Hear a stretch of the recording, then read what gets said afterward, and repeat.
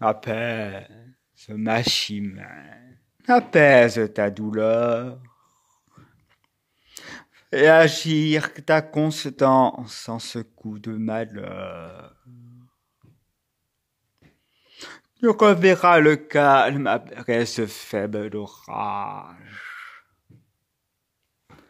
Ton bonheur n'est couvert que d'un peu de nuages. Tu n'es rien perdu pour le voir différer.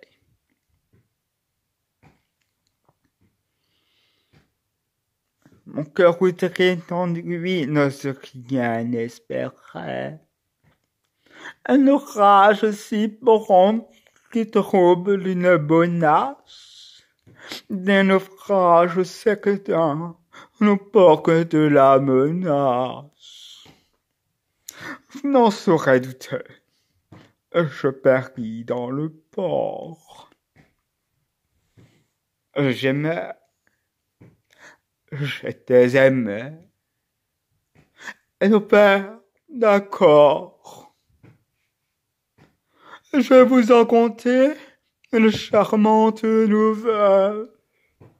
Au malheureux moment connaissez leur querelle.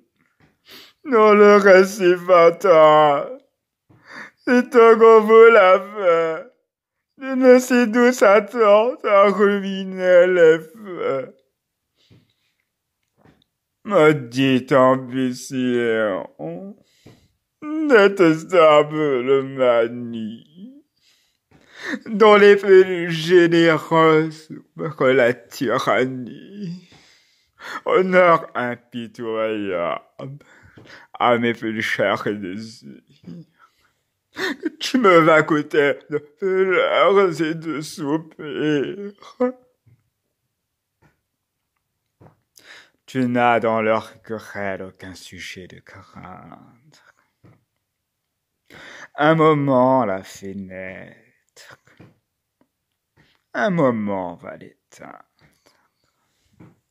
Elle a fait trop de bruit pour que ne pas s'accorder. Puisque déjà le roi les veut accommoder.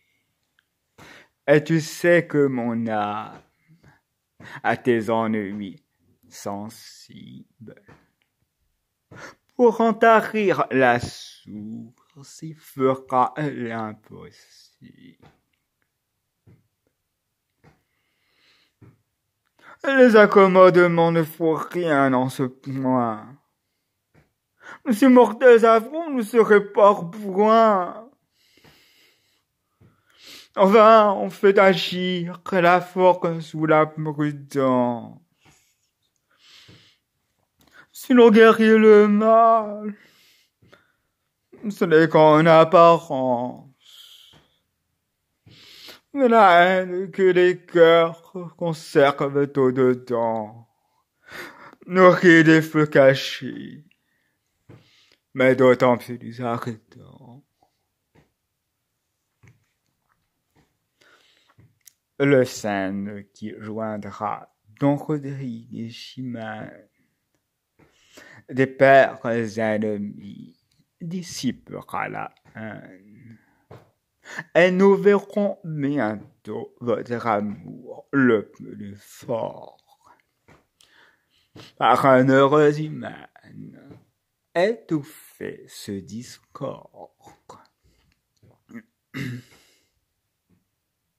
Je le souhaite ainsi plus que je ne l'espère. Mon diable est trop altier. Mais je connais mon père. Je sens couler des pleurs que je veux retenir.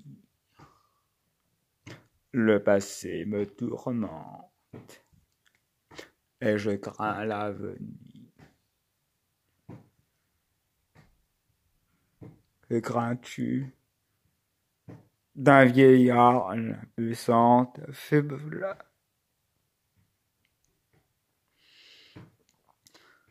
Rodrigue a du courage. Il a trop de jeunesse. Les hommes valeureux le sont du premier coup. Tu ne dois pas pourtant le redouter beaucoup. Il est trop amoureux pour que te vouloir déplaire. Et deux mots de ta bouche arrête sa colère. Cela ne m'obéit point, que comble là mon ennui. Mais s'il peut m'obéir, que dira-t-on de lui? Étant est ce qu'il est, souffrir un tel outrage, soit qu'il cède ou résiste au feu qui me l'engage, mon esprit qui ne peut qu'être ou honteux ou confus de son trop de respect ou d'un juste refus. J'y mène à l'âme haute, et quoique intéressé, il ne peut souffrir que de basses pensées. Mais si jusque au jour de l'accommodement, je fais mon prisonnier de ce parfait amant, et que j'empêche ainsi l'effet de son courage, ton esprit amoureux n'aura-t-il point d'ombrage? Ah, madame, en ce cas, n'ayez plus de soucis.